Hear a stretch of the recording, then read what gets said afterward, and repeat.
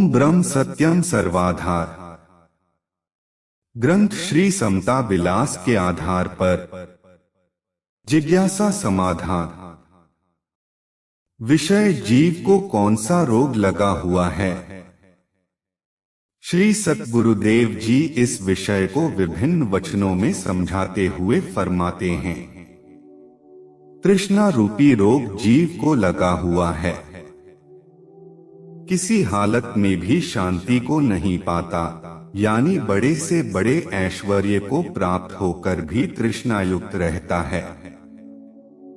बुद्धि अहंकार वश होकर के 5 विकारों की वासना यानी काम, क्रोध, लोभ, मोह, अहंकार को प्रकट करती है और इन विकारों में ही असली तृप्ति चाहती है।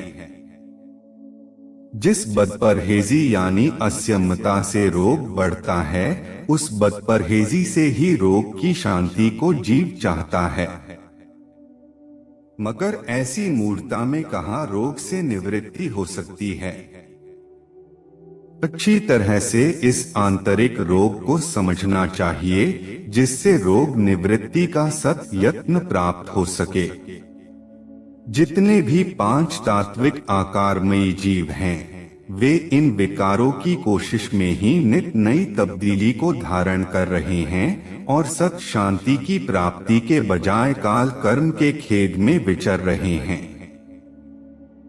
न ही इन विकारों की पूर्णताई हासिल होती है और न ही जीव को सत शांति प्राप्त हो सकती है।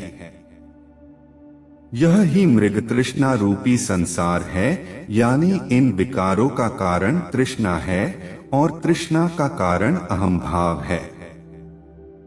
जब तक बुद्धि अहम भाव से पवित्र नहीं होती है, तब तक इन विकारों पर विजय हासिल नहीं कर सकती है, जो परम संकट का स्वरूप है। इस रोग से जिसने निजात पाई है, वह ही सत्पुरुष है और जगत का गुरु है। उसका सत उपदेश अपनाने से इस दीर्घ रोग से शांति मिलती है। ओम ब्रह्म सत्यम सर्वाधार।